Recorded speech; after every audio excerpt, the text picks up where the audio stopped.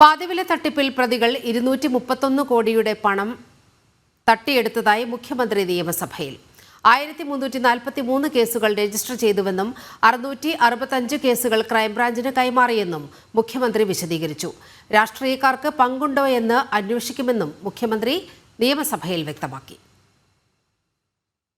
സംസ്ഥാനത്ത് ഇതുവരെ 48,384 പേരാണ് തട്ടിപ്പിനിരയായത്. കേസിലെ മുഖ്യപ്രതികളെല്ലാം അറസ്റ്റിലായതായി മുഖ്യമന്ത്രി പിണറായി വിജയൻ നിയമസഭയെ അറിയിച്ചു. പ്രതികളുടെ ബാങ്ക് അക്കൗണ്ടുകൾ മരവിപ്പിച്ചു.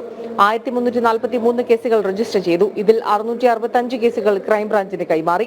സംസ്ഥാനത്ത് നിരവധി പേരെ വാഗ്ദാനം നൽകി കബളിപ്പിച്ച പാതിവില തട്ടിപ്പുമായി ബന്ധപ്പെട്ട് 12/3/2025 വരെ 1343 കേസുകൾ പോലീസ് രജിസ്റ്റർ ചെയ്തിട്ടുണ്ട്. ഇതിൽ 665 കേസുകൾ ക്രൈംബ്രാഞ്ചിന് കൈമാറാൻ തീരുമാനിച്ചിട്ടുണ്ട്. എറണാകുളം ക്രൈംബ്രാഞ്ച് പോലീസ് സൂപ്രണ്ടിൻ്റെ നേതൃത്വത്തിലുള്ള പ്രത്യേക അന്വേഷണ സംഘമാണ് കേസുകൾ അന്വേഷിക്കുന്നത്. ക്രൈംബ്രാഞ്ച് ADGPക്കാണ് അന്വേഷണത്തിൻ്റെ മേൽനോട്ട ചുമതല. മുഖ്യപ്രതിയുടെ ബാങ്ക് അക്കൗണ്ടുകൾ കണ്ടെത്തി മരവിപ്പിച്ചും വിവിധ കേസുകളിൽ ഉൾപ്പെട്ട രേഖകൾ പിടിച്ചെടുത്തും ക്രൈംബ്രാഞ്ച് അന്വേഷണം നല്ല രീതിയിൽ പുരോഗമിച്ചു വരുന്നുണ്ട്. പ്രതികൾ സീഡ് വഴിയും NGO കോൺഫറൻസ് വഴിയാണ് തട്ടിപ്പ് നടത്തിയത്. പ്രമുഖ വ്യക്തികളോടൊപ്പം നിൽക്കുന്ന ഫോട്ടോ സമൂഹ മാധ്യമങ്ങളിൽ പ്രചരിപ്പിച്ച് വിശ്വാസ്യത നേടി. ആദ്യഘട്ടത്തിൽ പദ്ധതിയിൽ ചേർന്ന ആളുകൾക്ക് പകുതി വിലയ്ക്ക് സ്കൂട്ടറുകൾ നൽകിയെന്നും പിന്നീട് ചേർന്നവർക്ക് പണം നഷ്ടപ്പെട്ടുവെന്നും മുഖ്യമന്ത്രി വ്യക്തമാക്കി.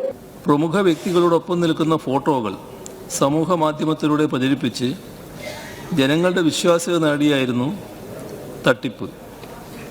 CSR ഫണ്ട് ഉപയോഗിച്ച് സ്കൂട്ടർ ഉൾപ്പെടെയുള്ളവ നൽകാമെന്നായിരുന്നു വാഗ്ദാനം. കേന്ദ്ര ഫണ്ട് ലഭിക്കുമെന്ന ധാരണ പരത്താനും ഇവർക്ക് കഴിഞ്ഞിട്ടുണ്ട്.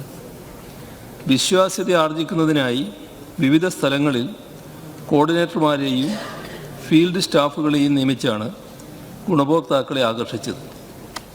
ഇതിന് കോർഡിനേറ്റർമാർക്ക് കമ്മീഷൻ നൽകിയിരുന്നതായും വിവരമുണ്ട്. അതിബുദ്ധിമാന്മാരും മിടുക്കന്മാരുമാണ് മലയാളികൾ എന്നതാണ് അവരുടെ പൊതുവിലുള്ള ധാരണ. എന്നാൽ ഏറ്റവും കൂടുതൽ കബളിപ്പിക്കപ്പെടുന്നത് മലയാളികളെന്ന പ്രതിപക്ഷ നേതാവ് VD സതീശൻ. നമ്മുടെ ധാരണ നമ്മൾ വലിയ അതിബുദ്ധിമാന്മാരാണ്, മിടുക്കന്മാരാണെന്നൊക്കെയാണ് മലയാളികളുടെ പൊതുവായ ധാരണ. പക്ഷെ എനിക്ക് തോന്നുന്നു ഇന്ത്യയിൽ ഏറ്റവും കൂടുതൽ കബളിപ്പിക്കപ്പെടാൻ സാധ്യതയുള്ള ആളുകൾ മലയാളികളാണ്. ഏറ്റവും കൂടുതൽ കബളിപ്പിക്കപ്പെടുന്ന ആളുകളും മലയാളികളാണ്. ജഡ്ജിമാർ പോലും പറ്റിക്കപ്പെടുന്നുവെന്നായിരുന്നു ഇതിന് സ്പീക്കറുടെ മറുപടി. എന്നെ ഒന്ന് പറ്റിച്ചോളൂ എന്ന് പറഞ്ഞു പോയി നിൽക്കുന്ന അവസ്ഥ ഉണ്ടാകരുതെന്ന് മുഖ്യമന്ത്രിയും.